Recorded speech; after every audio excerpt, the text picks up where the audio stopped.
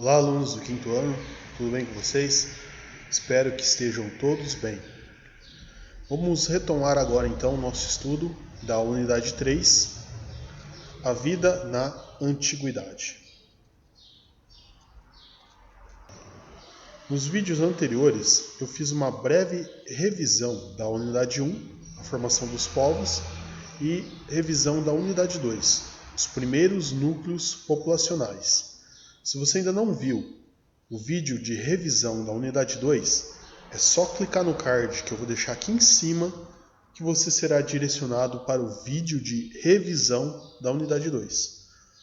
E agora eu vou fazer uma breve apresentação da unidade 3. Vamos lá? Vamos começar então na unidade 3.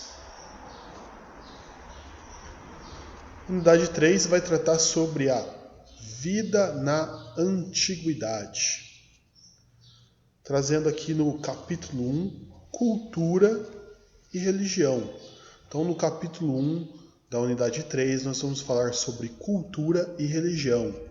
Nós vamos ver, basicamente, uma divisão aqui no capítulo 1 em 3 partes. Nós vamos ver as religiões monoteístas,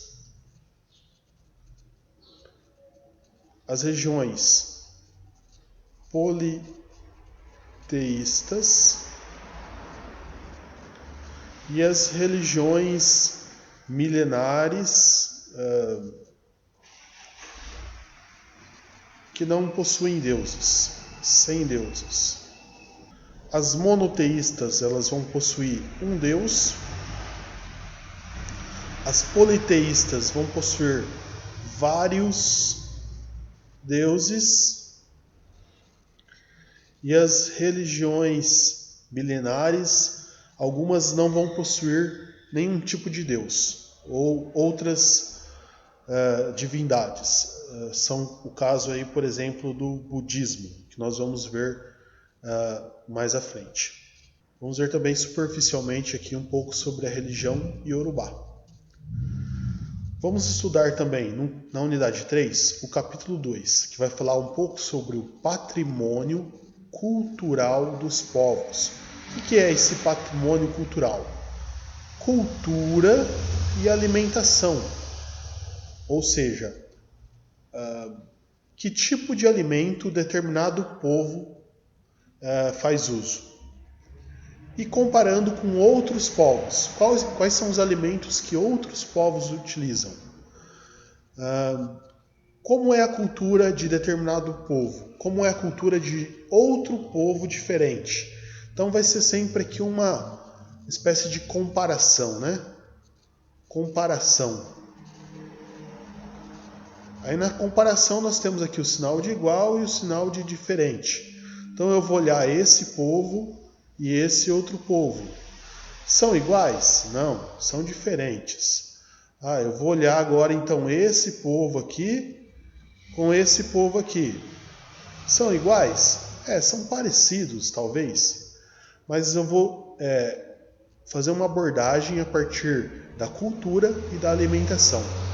Vamos falar um pouco sobre trocas e heranças culturais, ou seja, o que um povo aprendeu com outro povo. É uma troca. Você aprende um costume com outros povos diferentes, então está fazendo uma troca de culturas. E também temos aqui as heranças culturais. Alguns costumes, né, algumas tradições foram deixadas de heranças por povos antigos. Vamos falar também um pouco sobre os legados culturais da antiguidade. Quando a gente fala de legado, nós estamos falando sobre o que determinado povo deixou que conta a sua história. Deixou estátuas, construções, moedas, quadros, pinturas, etc. Então, quando nós falamos sobre legado, nós estamos falando sobre elementos da cultura material que foram deixados. Estátuas, quadros, pinturas, escrituras, etc. No capítulo 3, nós vamos falar um pouco sobre o cotidiano no mundo antigo. Quando eu trago essa palavra cotidiano, nós estamos falando ali da vida no dia a dia. Como que era a vida no dia a dia ali dos povos do mundo antigo. Então, vamos falar sobre a vida doméstica. Como que era a organização da família? Como que era a organização da casa, da cidade? Vamos falar sobre a vida doméstica. Vida doméstica na Mesopotâmia, vida doméstica no Egito, vida doméstica na Grécia, como era o dia a dia, o que acontecia no dia a dia. Olha só, o dia a dia das crianças na antiguidade. O que as crianças faziam na antiguidade? Como as crianças eram reconhecidas? Como era a identidade das crianças? Vamos falar um pouco sobre educação e lazer na Mesopotâmia e no Egito.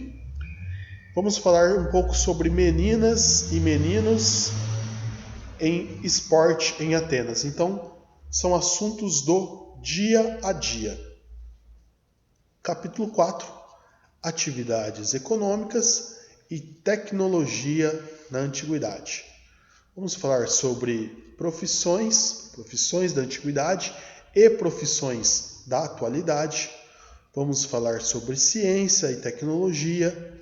Olha só, controle e aproveitamento dos nós, tecnologia e comércio.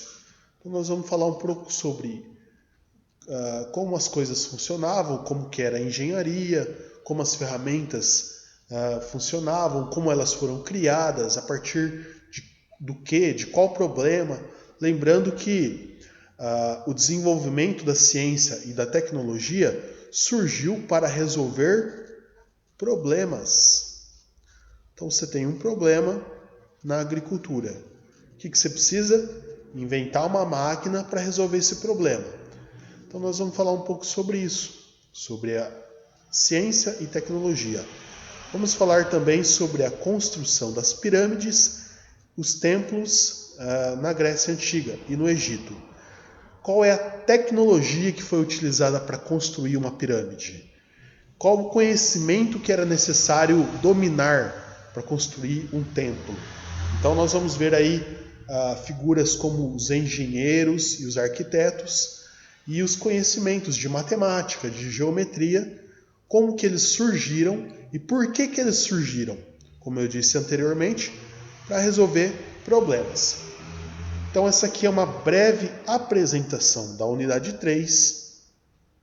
Eu já fiz aí um vídeo de revisão da unidade 2 e um vídeo de revisão da unidade 1.